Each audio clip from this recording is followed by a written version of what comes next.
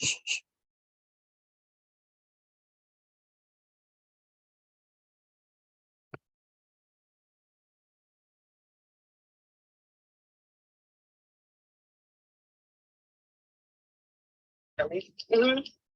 I'm thinking there's other people needing my right now. Okay. Absolutely, please. Yeah. Please, please, please, Andy. Thank you so much. Okay, I think they have here. Right?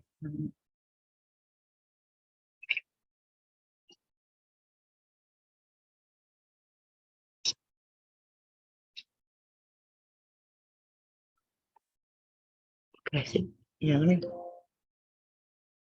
Okay, after enter people, 2 people entered the waiting room. So many people in. Good. Okay.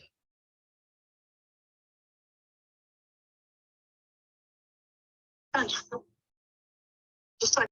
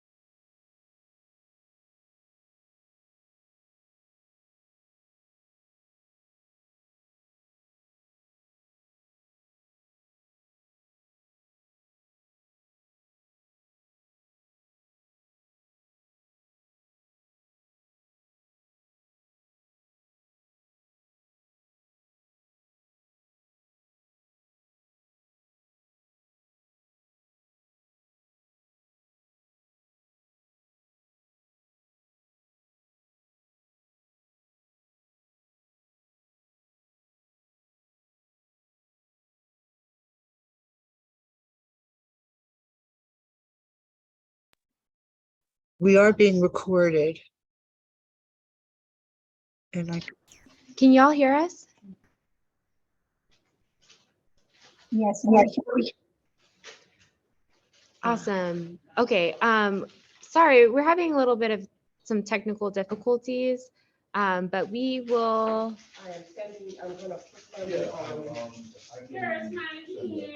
We will start soon.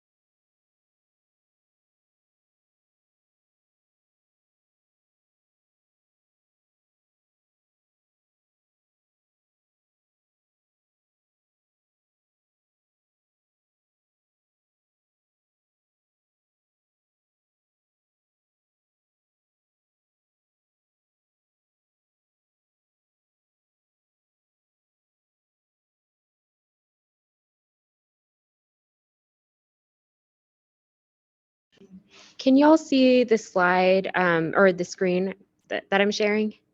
Yes. Wonderful. Okay, Awesome. so we Okay. will pull up the slide shortly and then we'll go ahead and get started. Thanks so much for your patience.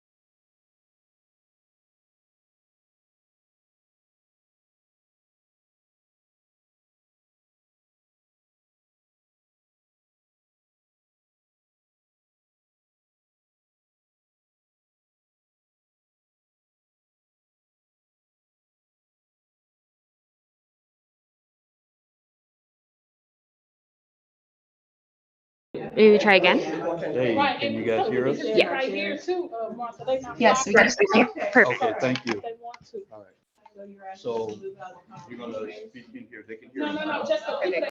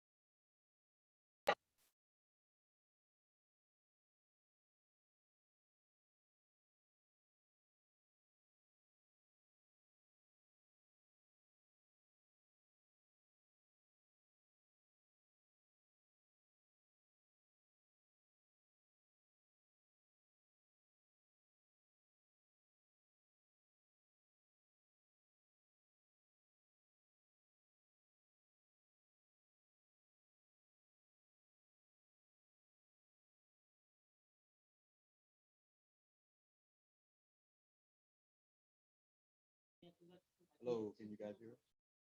Yeah. Okay. Perfect. Here you go. I think both should work.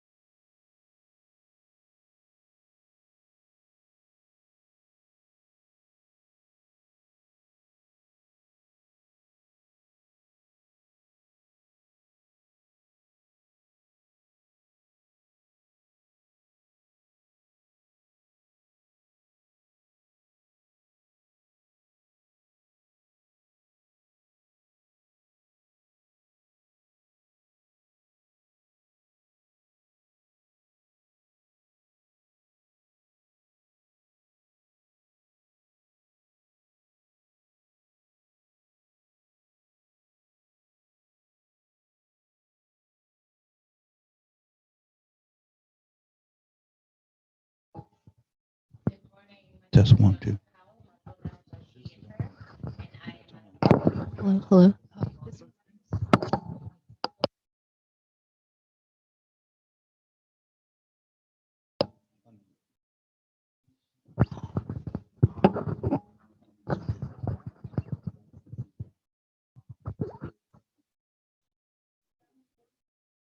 Both are working.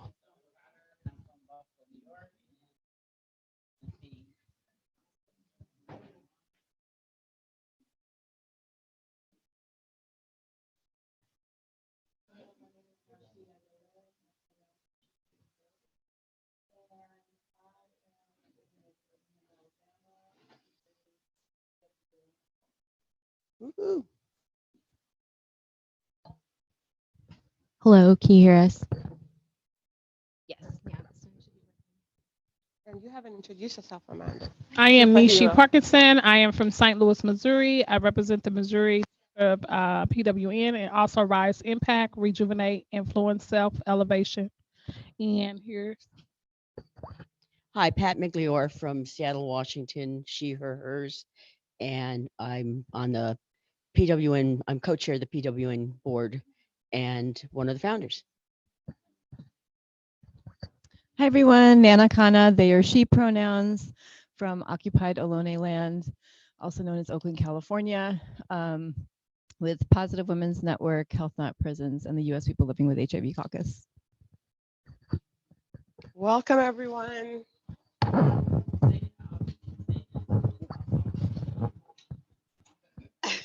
Of course, you have to say that Nana's in the room.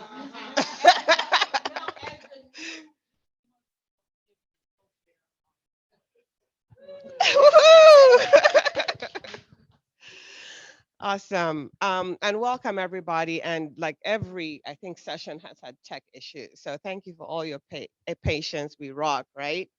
I'm so excited to do this session because of what I'm Martha Cameron, she, her, hers.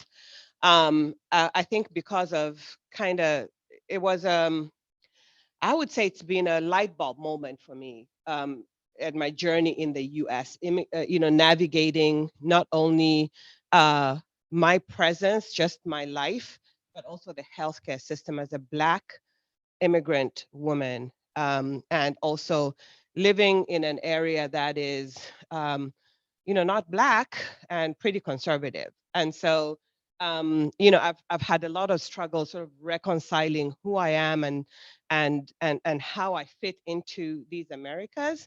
And when I first watched The Color Purple, right? It opened up my mind about who I was, and I immediately investigated who Alice Walker was. So you're gonna, yeah, so you're gonna, you know, I started reading up about her, and it started making me more confident about who I was as a Black woman and what I needed to understand. And but it became really apparent that a lot of people don't talk about sort of the work that she did and how it's represented in the work that we do. And a lot of our organizations, including PWN, the International Community of Women Living with HIV, and many other sort of sexual reproductive, are based in feminist principles. And, you know, we all claim and are, you know, feminist in some of the approaches that we have, but I hadn't heard about this womanist theory and how it differed from feminism. And you know, both work together. It's not one is different from, is better than the other, but you know, that's what we're here to explore, and how it really throws a light on HIV criminalization, but also just mass incarceration. So that's what we're talking about today. So I was supposed to co-present this session, or I still am, in spirit with Antoinette Jones. She is a field organizer for Positive Women's Network. Just a true inspiration in the person that she is.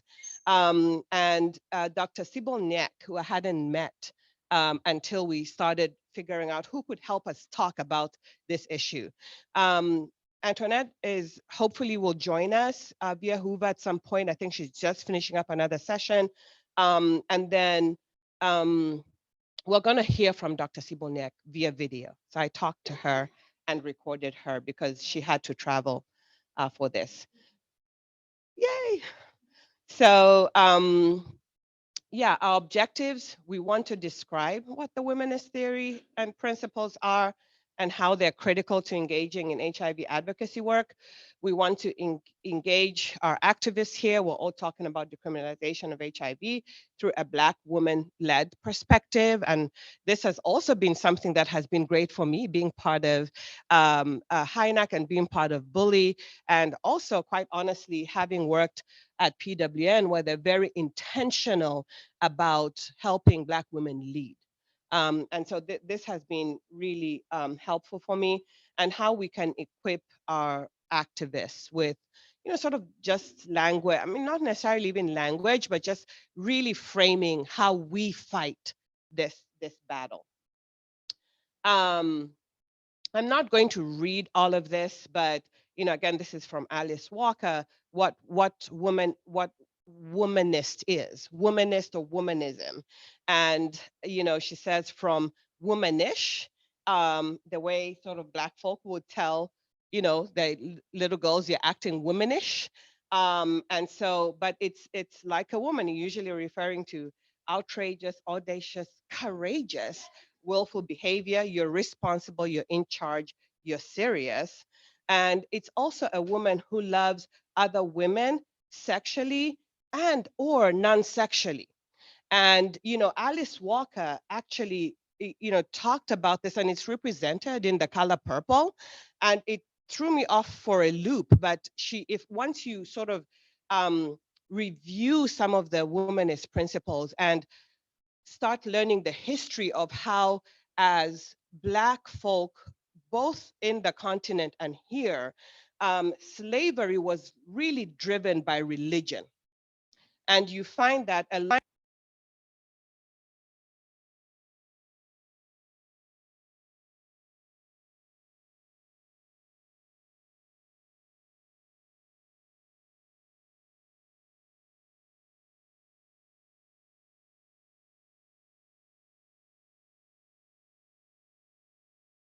now. Of course, we understand it's been happening for time immemorial, and it was when religious sort of theories were placed on everybody that something became good or evil or whatever, different and unacceptable. So that was also really like eye-opening for me. And then the other thing that it talks about, especially for Black people, is that we love music, right? We love dance, we love the moon, we love spirit, we love food, we love roundness, and we love and thrive in the struggle. I think, if you think about also slavery and even colonialism, they sang through the struggle. They sang to comfort, they sang to direct, they sang to tell stories and bring their children along, and they also sang to give people direction of where to go and how to get under the railroad or go over to Canada or whatever it was. It was through song. We love people. We love ourselves regardless. And Alice Walker said, womanist is to feminist as purple is to lavender, right? It's just a darker shade. Yeah, love it. I'm also going to talk about the main differences. So feminism has come a long way from fighting the Victorian model of the woman stays at home, she's weak, the men do all the strong stuff and heavy stuff. But also, hey, they were denied voting rights, they were given an equal pay and all this stuff. So feminism fought against that, but it was mostly that sort of one-dimensional, very limited in dimension, right? Womanism fights for gender equality and justice against racism, sexism, classism for both Black men and women, right? When the, sort of the white Victorian women were fighting for voting rights, it started there. There was this patriarchy system over there. We have been fighting because we were colonialized, because we were enslaved. And through that, women were oppressed in all kinds of ways. They served the masters, both domestically and sexually. Their families were taken away from them. Their children were taken away from them. through all of that. And so you're accounting for all the trauma that came before there was, sort of this Victorian model adopted from the colonial. So you're accounting for some of the oppression that even happened before, and you're accounting for racism, sexism, and I should have put the reference for that. When I share the slides, I can make sure that they're references. But now we can also say we're fighting against all these other phobias. We know that transphobia and homophobia are really embedded also in our Black culture, right? Because of our religious backgrounds. I don't blame that. Transphobia and homophobia is actually connected to white supremacy. And so because Black people are a part of the US, we are transphobic and homophobic, just like white people, just like other non-Black people. But I, as a Black person, I don't claim that we are more homophobic than other races. Right, and I'm not saying we're more homophobic, I'm just saying it exists among us. Right, like we have to call it out sometimes because, we have a lot of young people that have been harmed, rejected by their mothers because they are trans or homosexual. And to me that, sort of bothers me, especially when you talk about it from a religious lens, but there's a lot of harm and a lot of it comes from religious trauma that our children are being rejected. And so womanism, darkish side, right, of feminism represents the voices, perspectives, and the supposed to be experiences of women and color, which have been left out and also marginalized in historical media and text. Just the same way overall history is written, to benefit a certain perspective. It's the same way I think, Black women or women of color have not been accounted for in sort of the history of feminism and what they have done. And so I think that's, and then if we remember nothing at all, feminism strives for gender equality. Womanism also aims at gender reconciliation, and which highlights the simple idea that both men and women are afflicted by gender injustice and a lot of So I'm going to show a video of my interview with Dr. Nyeck. She's a professor, so I'm just raising that little flag. I enjoyed it. It felt like, she was really speaking to students. I am going to stop it though in the middle because I completely forgot about the time when I was talking to her. So I'm going to stop it at 20 minutes and I'll still be able to share the whole thing later, just to enable us to have a bit of discussion.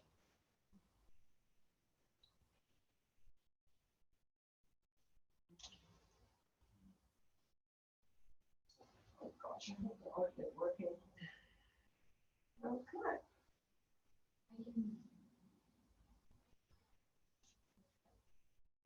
That's what this is.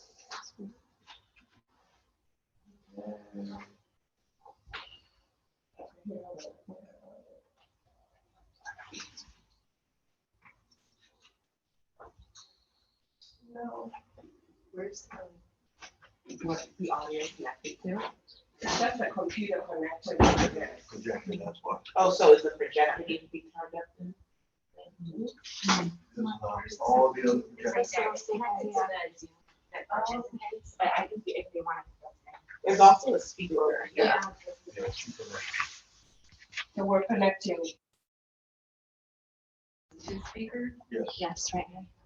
Okay, it's ready to go. It's kind of ready to go.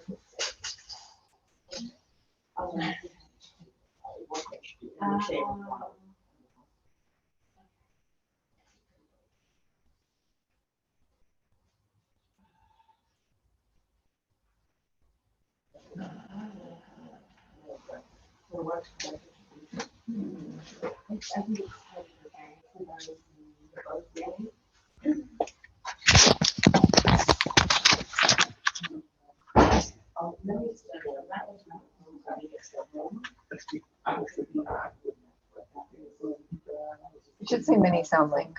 Yeah.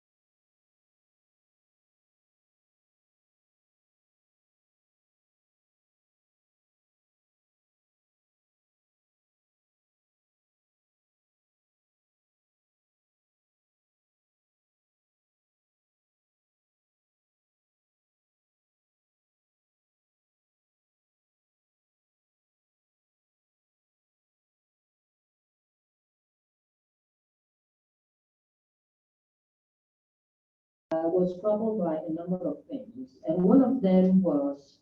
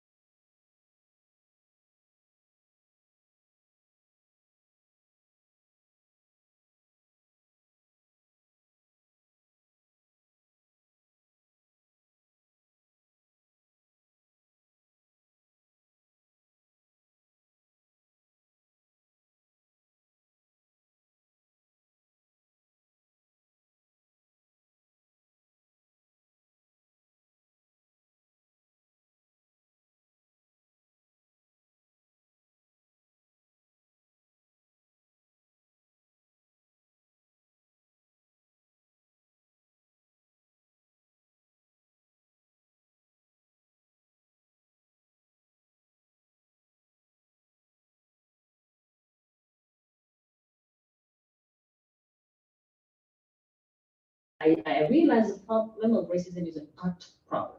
It's actually not here because this country is the pinnacle, the center of intellectual life on earth. There is no other country like that, right?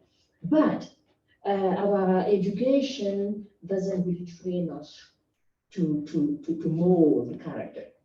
It doesn't train us to address the things that are in here, the gut feel, right? And that is why we can be talking about racism over the past 400, 500 years, 1,000 years, as if it is just here.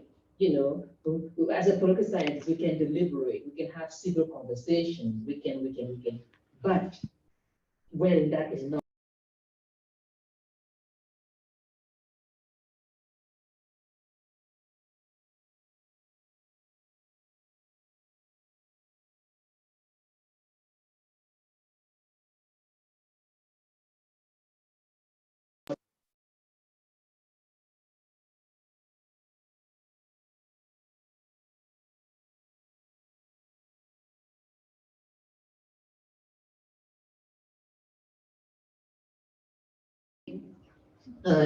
Dean as a doctorate in ministry in practical theology, because I wanted to be able to address the human being as a whole, not just the left brain, but also the right brain, the emotion, the gut, the things that are so intimate to us that actually matter. Right. And it is at a seminary then, that I discovered womanism because of a book that was assigned, and I was just blown away. I was absolutely blown away. So what is womanism? Right. And I'm already telling you, I discovered it in a theological school. And what is womanism? And I'm going to tell you why it has been thriving in theological school. So womanism is basically a framework coined by Alice Walker in response to white feminism on one hand, and as an attempt to recalibrate Black feminism. So a womanist first is somebody who is feminist, right? But feminism in this country has a very interesting history. So the way it is taught is that it starts in Europe, it moves from there to England to the United States, and primarily it is a club of elite, well-educated white women. And what are they identifying as a problem? They are identifying the problem of patriarchy or patriarch coming the rule of values over me. Right, and saying, hey, we are noticing that we have a problem here. Men have the problem, and men are out there to oppress women in this and that way. And within their own context of Europe or England or the United States, you can actually see that that is true because back then women were not voting. Women couldn't travel by themselves, they needed permission. There were a number of things. They couldn't vote without permission. There were a number of things that when you actually look at this section, what they I'm were gonna saying, stop it, so. that was true, right? Okay. Initially, It's just on audio. Black feminism entered that conversation, political conversation, to push for women's rights a bit later. However, in practice, I'm talking about the movement, not reality. In practice, though, when you really think about it, feminism cannot be said to have started in Europe, even if society there was unequal in terms of gender arrangements. Because the fact of the matter remains, if we just stick to the United States, is that when you look at the Black woman, the way she's brought here, the way she's sold here, the way she's made to be produced here, the way her children are sold here, and the way she, despite all of it, is still alive as a species, but also as a consciousness. You cannot possibly say that the consciousness of an oppression stands over there. So Black feminism enters, but like in everything, I was taught when I was an undergraduate in a political public policy class, that the person who framed the debate is the person who has power, not the person who answers the question. So the debate about what feminism is has been framed already according to certain parameters. If you are a white woman, it will never occur to you to think about, oh, but oppression is also between women, for example, because you've never been a cook in a house where the mistress has to abuse you, and the husband has to abuse you and abuse your children and husband. Like that would not fly. So the beginning of the framing of it started as, okay, women's right in these generic terms, right? But Sojourner Truth, in her famous "And I a Woman," in the mid 19th century, it was a rhetorical question. And I a woman too, as a Black woman, right?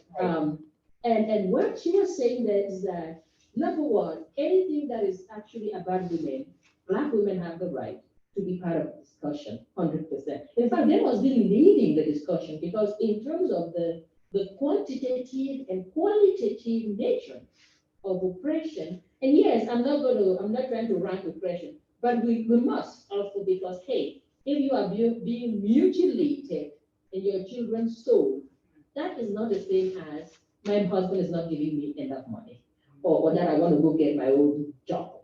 Okay, so we can, we cannot say there are good people on both sides. They are not. That is just fact. Okay.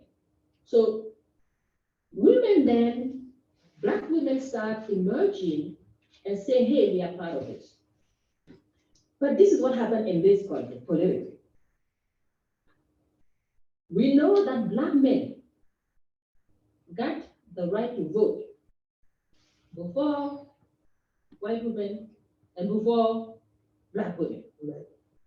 So patriarchy, even in the context of inequality, still found it useful that men can congregate and say, at the end of the day, we are men. You, Black guy, men, in fact, they are children. Black men are children, right? In the context of plantation economy. But still, we will be here and women, we can agree that women will be underneath all of us. So right there is something that historically is bothersome. And which womanism also saw is that any framing of rights that pick one category in, let's say, a household, in a community, to elevate it above the other category, it is a ping pong of politics, which really does two things. First, maintain the overarching domination, because white men are not doing that, Yes. right? But then secondly, kind of give a false hope to a group that can actually become obstructive to push for more rights. So feminism is then carved out to say, hey, first of all, we need to think about what does this feminism mean to us as Black women in the United States. So we're going to try to theorize not so much on an idea of liberty and freedom, like in France, because that is the motto of France, brotherhood, liberty, this kind of abstract idea. How about we actually sit down and look at ourselves and generate something that it is emerging as opposed to falling or beaming from the sky or from a state or from a philosophical textbook. So womanism is concerned with Black feminism with the following tools. First of all, womanism, Alice Walker doesn't give us a definition because the politics of definition is that when you read it, you think that's the end of it. That's it. She gave us, I call it, a four-dimensional approach. Without saying this is exhaustive, but saying these are the dimensions that all of us can add to, but they are open to carry us as a community. Right. So the first thing womanism is not about, it is not separatist. Womanism does not start by saying men are a problem, because they recognize that that word men in the context of Black experience in the United States is not always true, right? Men have been infantilized. Black men are equally victimized, and sometimes worse cases than Black women. So we couldn't just say, that is not to deny patriarchy. In fact, womanism has a double path. Not only it has to critically reflect on dominant paradigms, dominant models that are given to our own mobilization, but it also has to do the internal critique, of things that are wrong within the community in order to hold the community together, not to break it, right? So womanism, womanist is a person, a woman, a man who is interested actually in acting role, because slavery has always treated men and women as children. Womanism is concerned primarily also about healing women's relationship to other women. The other thing that patriarchy and slavery did was that, your value is your ability to work the land or produce children that are useful to the industry of slavery, right? So in a way, the centralization of the role of reproduction. So if for example, you don't have children, right?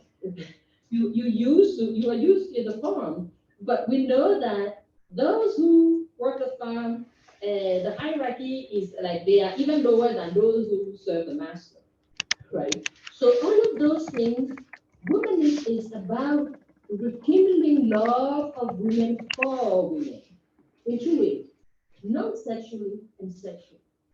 And this is very important when talking about, for example, HIV, right? The womanism is about restoring the erotic, the bind that holds all of us together. And now I'm talking about the deep feelings, that make us say or think beyond being just a political community, but being just a human, those binds that just glue us together. And why this is important?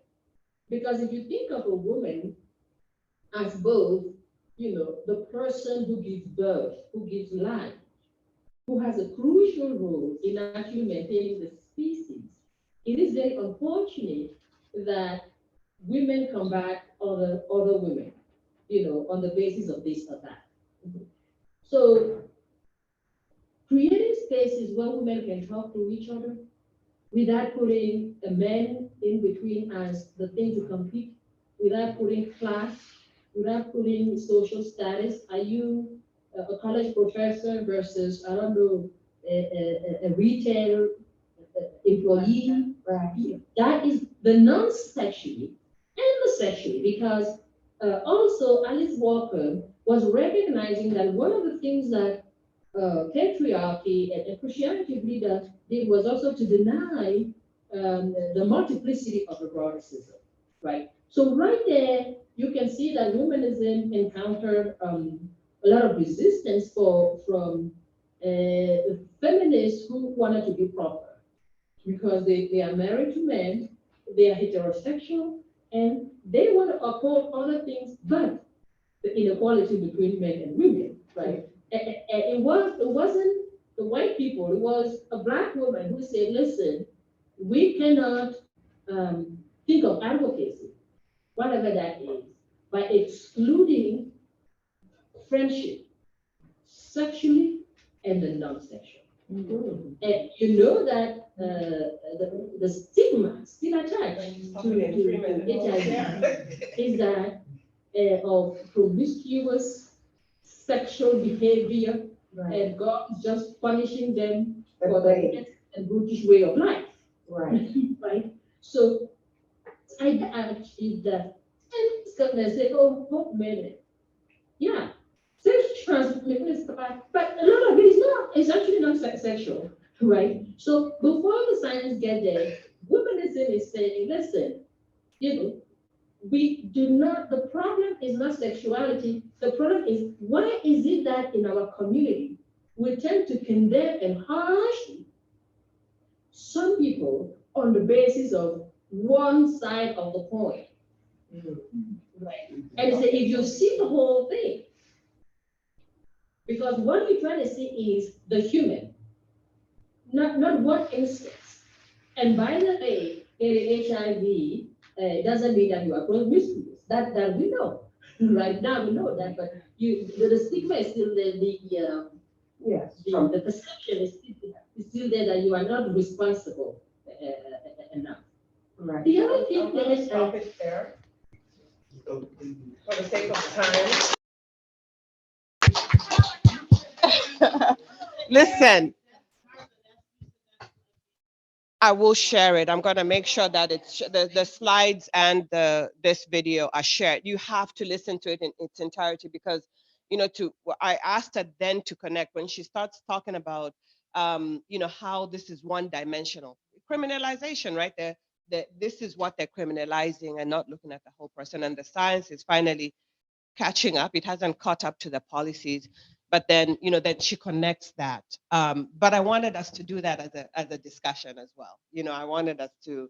It's really powerful, and when we look at it in our context, especially in the context of HIV, there's some contradictions too that I wanted to just put out in the room. I'll say this on the next slide, and then I want to open it up for the discussion. Because here, on one hand, right, is Black Lives Matter movement, started by four women. And I feel like in the same way, we think of Martin Luther King and we think of all these people, they were literally raised and pushed by Black women.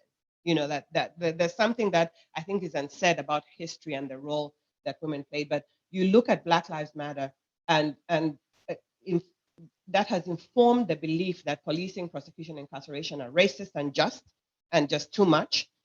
And then on the other hand, there's this Me Too movement as well, which it kind of thinks about men's out of control sexuality and abuse of power, and this side wants to also get tough.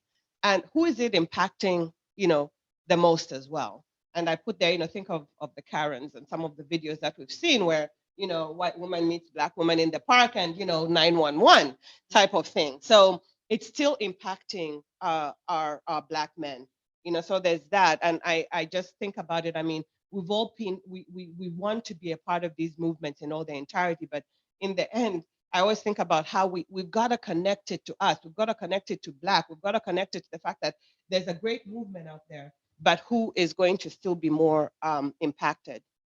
So we know that we abhor the practice of putting human bodies in cages, and that also includes HIV. We account for anti-incarceration work that understands the prison as a primary site of violence, racism, degradation. There's also this historical struggle that is related to criminalization, just simply what I just said, that we understand that even though we are pushing for legislation that is meant to make us safe, we also understand that sometimes this rebounds on us. And then I just wanted to think about that in its entire context. I wanted us to discuss all the things we think about feminism and our advocacy without it sort of contributing to this, system that is there. So so I just wanted to open it up. Anything, comments, questions? I might not be able to answer them. Dr. Nyeck is not here, but yes. Yeah. Well, first, Martha, I want to say thank you. And I want to take responsibility and apologize as far as my outburst earlier. I realized I had gotten triggered, so I had some water and did some deep breaths. I wish I would not have interrupted you. So I think when you do a public outburst, a public apology is what's in order. So I want to start there and just acknowledge that. First, I just want to say thank you for bringing this in this space. I feel a lot of a community here in the conversation that you have laid out, just in terms of having this framework to approach to approach this work. And it's kind of a question, but just more a thought, because that conversation that you showed with the professor in Colorado just has me popping. I just want to speak to how Black women, we can so easily be erased. And that's why I so appreciate this framework. I'm thinking of, and for me, I identify as a Black feminist. And that's because I don't concede anything to white people, white women included, or white feminism. They never had a framework. So like when I hear feminists, I actually hear white feminists, because I know that as a Black feminist, we've always been in community with womanists, either as our lovers, as the people that we, are in conversation with. It's always invisibilized us. And I think of all the Blacks are men, all the women are white, but some of us are brave. So for example, which is an amazing book. For example, I was thinking as you were talking about like the 3 Black women who coined the phrase Black Lives Matter, all 3 of them are Black feminists. All 3, like 2 of them are like outwardly queer. One of them is a Black immigrant. And so I just think about how their own experiences are erased and how MSNBC and Fox News talk about Me Too, where it's like, no. These are not these are Black women. These are womanists. These are Black feminists who coined this.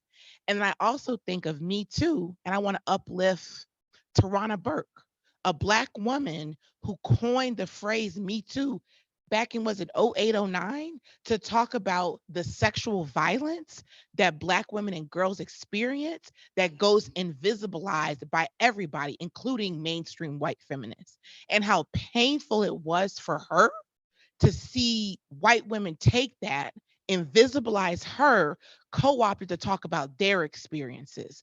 Not because sexual violence isn't an issue for white women. We know how white men treat white women. We know how they treat their wives and their daughters and their sisters. But to see how she was invisibilized was painful. I remember I was in a space in which these Black women are talking about Me Too. I said, hold on. Do y'all not know who started that? her work was co-opted. Let us not also co-opt like and erase this Black woman. And also just thinking about how I agree what you said about the Karens. To me, they've really taken over a movement, Me Too, which was never about them. It was always about Black women and girls. So it wasn't a question. I just want to say thank you for just highlighting and for moving out of the dichotomy of either you're pro-Black, which means you can't be pro-woman. I'm like, but I'm a Black woman. So what do you mean? Or you're pro-woman, you can't be pro-Black, but I'm a Black woman. So what do you mean? And like, having space for us to be in the middle, because that's where the shit happens, in the middle. It's not either or. So just thank you for this conversation. Okay. Yeah. Any questions? Any other questions? Are you checking sort of chat? I wanted to see if I wanted to give Antoinette. Okay. I know. It's been tough. So, so let me ask, a couple of questions, especially for the Black women in the room. Just knowing, I share, and I think I even shared in the session yesterday, where the first time I heard Robert speak, I mean, it's always been a sort of something that has been framed in my mind, where I did stop seeing Robert and instead started seeing my own son, and understanding that this could happen to any one of us, no matter where we're hailing from, and no matter where we're coming. And yet I felt like, even though I'm part of this amazing advocacy movement, or amazing HIV advocacy movement, I have really found no place to rise up as a Black mother and fight for all our children, but also fight specifically for, the incarceration of Black boys. Whenever I still haven't managed to watch the video of who was the last young man who was brutally murdered by police, and he also called out his mom. Like I've gotten to a part where I can't watch them anymore.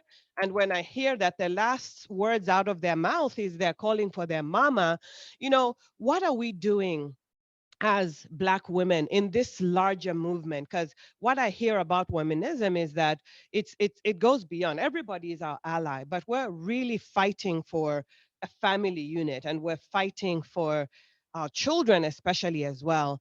And the other side of that too, and this really triggered me when one of our advocates died, young Tiffany, um, triggered me with regards Mary's death. And I had worked closely with Mary, and she had been rejected on the basis of, by her family, on the basis not just of the HIV, but also on the basis of her sexuality. And so, like, I'm finding a little frustration in the fact that we do, we can, there's young people that are not just, and sometimes they come into the movement. And there was an article actually written about Tiffany, where it was a pause article where it kind of talked about how she had lost her joy, and how, almost as if it's saying that the HIV advocacy movement took this out of her, like drained this out of her, because we're not just looking, we're not just looking at the real lives of people and what they're facing day to day in their families and in their life. Do they have a job? Do they have enough money to meet their needs? We're very concerned, and we're out there doing great advocacy. How do we, and this is a question for everybody, I'd really love to hear from you. How can we really write, whether it's under Black feminism or womanism, how can we really begin to fight together as Black women for what is happening with HIV? Our young Black women and girls are the ones that are being impacted, the adolescents, and for HIV criminalization, because tomorrow it's going to be my Josiah and my Judah. And I'm desperate. I'm saying, what can we do as Black women? How can we come together and form relationships that can help the movement as well? Well, as everyone in this room know, I'm not a Black woman.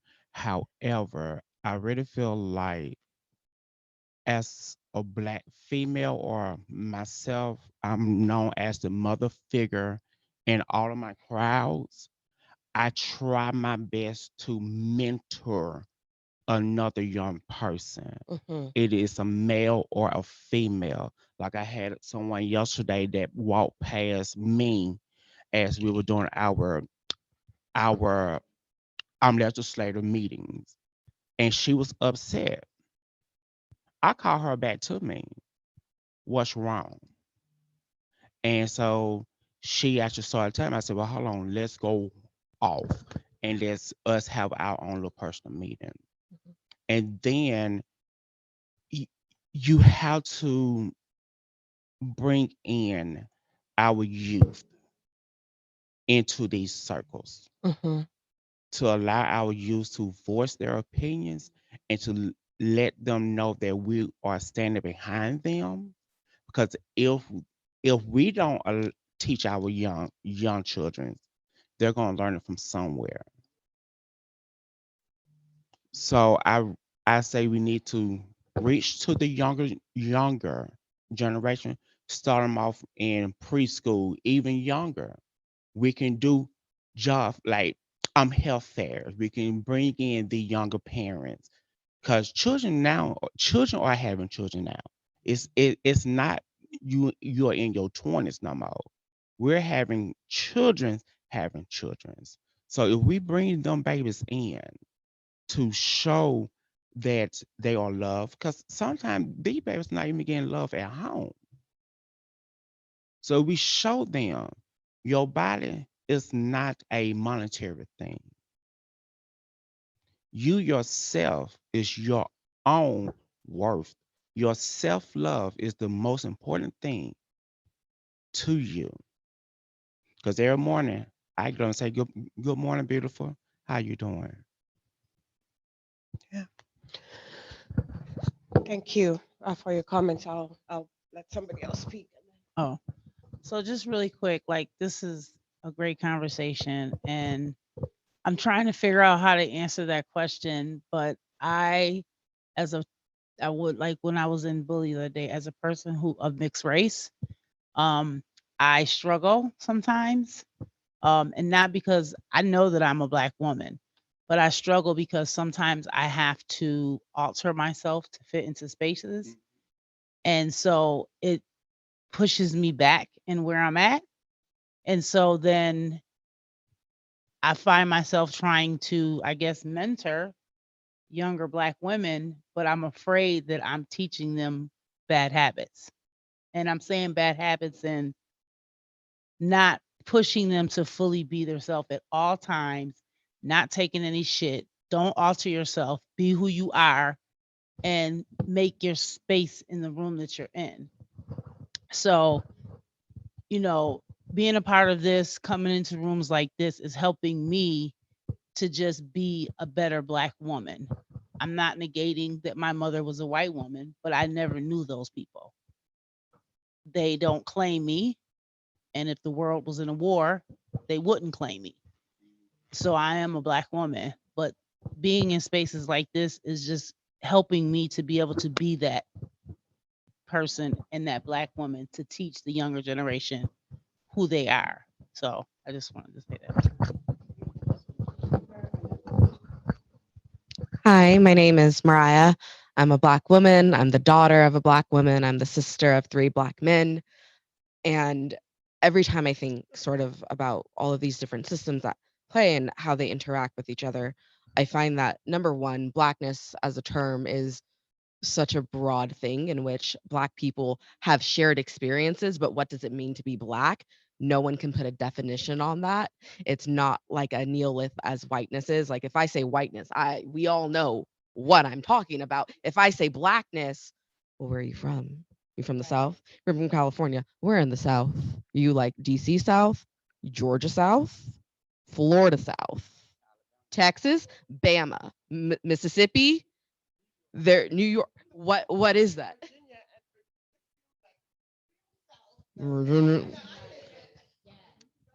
Tri. I'm sorry. By Virginia South, I mean not DMV Virginia, right? And when I think about like how do we connect these systems and how do Black women start to support Black women, especially in thinking about kind of HIV criminalization, I'm always kind of like having to like building out coalitions that build out with other coalitions. So if this is HIV and we're worried about people not having access to jobs, then you're going to have to find the Black women who are working with them labor unions and the employment sectors because they're out there doing it. Or who's the touch point who are helping people when they're getting out of jail or when they're working with their caseworkers or at all of these in streams. And I think it's just because everything has just been so separated. And I say that as a student who had to navigate every, like, you know, early in my life and early in my career, I have to build out a network of a lot of different Black women of like, how do I do this? Okay, now how do I do this? You're for that, and you're for that, and you're for that, and you're for that, and you're for that. And really, I think it's at a point where some of it needs to be brought together. And we have to work together, which also means having to reconcile what that different Blackness looks like and the tension that comes of Black feminist thought through women or womanists, or what's the rejection of this and that.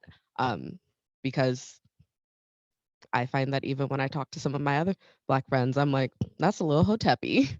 I don't think I like that too much. You know, I'm like, I don't like their they're giving Dr. Hadassah. So and so I think it's really starting to work with that and starting to address some of that really uncomfortable tension that exists there, that I think we know that it exists and we've let it sort of play out, but now it's like we need to do something to really bring it together, because we can't keep doing all of these separate movements that can easily get co-opted and shift to something else.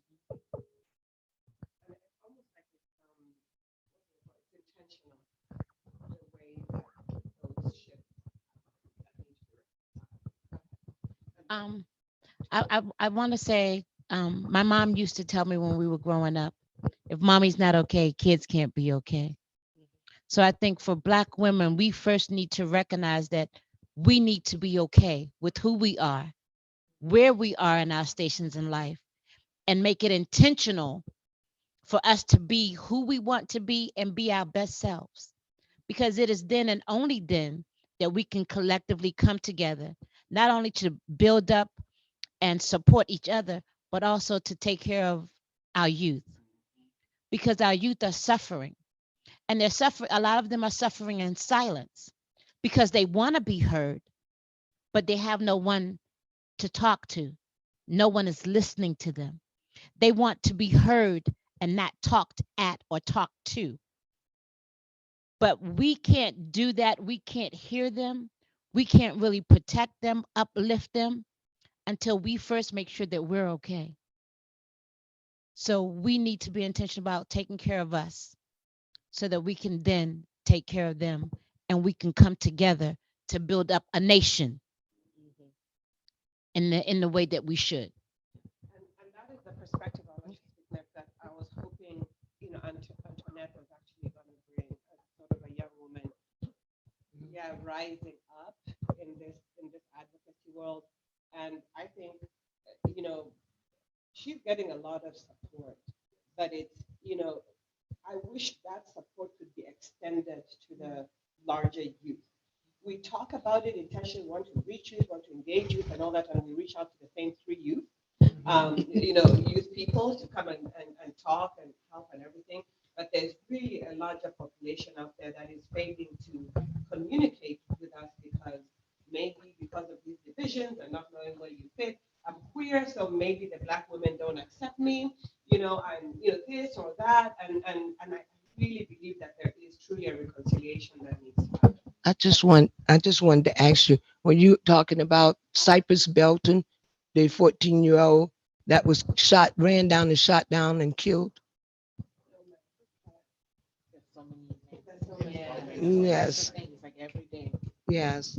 This young man was killed and he stole a bottle of water and didn't. Which that actually reminds me, because if I understand right, that was an Asian store owner. And you know what it reminded me of that girl in the 80s in South California who was killed like after like the Watts quote unquote riot. I don't claim that language of riot. And to me, it's also, it's a reminder of, and I'll be honest.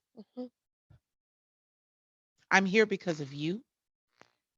At first I was like, ooh, how do I feel about having this conversation, knowing how I feel about womanism and Black feminism in a mixed racial space? So I had to make the decision for myself that I was going to come in here because it was important to be here and to center that and not center my feelings about some conversations. Because like part of what I've learned, and the professor spoke to this as well, about how this entire country is built on wombs, on our wombs, on the understanding that these wombs are producing the capital that is literally growing the entire economy.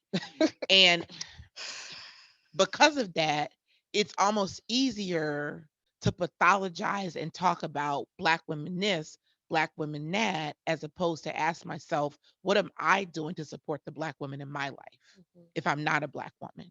And so that's something like that I see, not that I see, like that, an answer of your question. More conversations just like this, you know, in terms, and like making sure we're in the rooms like where folks are drafting the legislation, which is something like I have a lot of say in, making sure that like folks are applying a Black feminist lens as we're being asked in coalitions to support their work. Right. For example, we were just in the infant feeding session, which was fire, y'all. Oh. So fucking good. And someone was talking about how, you know, it's supposed to be a choice, but of course, because of criminalization, folks are forced not to be able to make that decision. Somebody was like, well, I'm in Tennessee. It's written in the criminal code, breast milk. So even if I wanted to, I couldn't because I go to jail. To me, having like a Black feminist lens would say, as we're doing this work to modernize, we have to make sure breast chest milk is taken out of that language, because even if it's decriminalized, what does it mean that a Black pregnant person is still going to be criminalized because of breast milk? So to me, like making sure that we're in the spaces like we are now to have the conversation, to make sure that this lens is in every kind of work that we're doing. Because like she was just like, this is great, but I'm in Tennessee, so it's in the law. Right. And I think I also shared how I was on a panel and there was an ethicist, bioethicist, who, you know, basically talked about how they're concerned about the rights of the baby, because when I'm having a baby, I'm clearly wanting to harm the baby as soon as the baby comes out of me. But she had never met, I'm sure she had probably not even talked to a Black woman, but she had not met a woman living with HIV. And so she was speaking about this very abstractly. And I told her, I said, if you say that from the same premise where we were forcibly sterilized for having, you know, children, for not wanting us to have children, and that I had my 2 boys, and that was unethical at one point. Like, your science needs to catch up with you, and you need to catch up with us. So just because we're running out of time in the last 4 minutes, you know, I didn't want to sort of come up with an action plan or a call to action, because I just wanted to have this conversation. I think like the doctor said, I don't hear it, you know, and I think there are tensions. Like you said, you know, even coming in as an immigrant woman, I had to approach the conversation about Black women in America with humility. I had not had the experience, you know, that they had. My experience of oppression was a little bit different, and so on. And, you know, there's, sort of the different definitions that you talked about. And I think Diane in Bully makes a great case for it. But I really, and this is what I asked Dr. Nyeck, I said, hey, can we continue to have these conversations? Like, if there is interest in the room, is this something that we can continue to have? And she was absolutely willing to do that, because I really do believe there's, you know, when she talked about women loving women, women not oppressing, you know, other women, and us not feeling siloed just because, are we educated? Are we this? Are we part of this group? Are we part of this group? there is a real reconciliation that needs to happen, because I would love, like at this conference, like there's a real effort coming from Black women to do exactly what you just said, to be concerned about criminalization from that lens. These are Black young men who are facing this incarceration from this larger view of incarceration that stems from policing, that stems from slavery. I mean, it's all connected and it's all historical. They're not criminalizing these folks in a vacuum. It is part of a larger just system that we talk about, and it's the same people, it's our people. And I really want to be able to reconcile us as Black women, no matter what kind of Black it is, because we have a problem. The problem affects all of us, right? No matter whether how light, Black, immigrant, this, whatever, and it's affecting our population. HIV disproportionately impacts Black people. The data speaks. So Black people need to speak and need to lead. And so, I just wanted, even if, no matter what it's called, and I actually thought about, the organization that I'm a part of, the International Community of Women Living with HIV, and including PWN, we have really focused and put, built our organization on the feminist principles. But I realized even with ICW, when I looked at its history and who formed it, like who wrote the principles originally, it was established in the UK. And our leaders at that point were white women that had stood up at an international AIDS conference. So it didn't account. If you look at Africa right now, I'm sure you've all seen it in the news, what's going on in Uganda and what's going on with, criminalization there. And there was a statement that was brought out by Impact that we're all supposed to sign, and I sent it to my African counterparts and nobody signed it. And to me, that was a flag, but I understand that it's a conversation that we haven't had. It's a conversation that we're not having. So if you see it out there, if you see an invitation to start having these conversations to strengthen us, and maybe it can happen under bully, maybe it can happen in other forums, but I would really like us to speak up as Black women and account for this, because we know it's part of a larger system that impacts us, all stemming all the way back from slavery and policing and whatever else system of oppression. So thank you for being here. And we'll continue talking. Thank you. Yeah, and enjoy your lunch.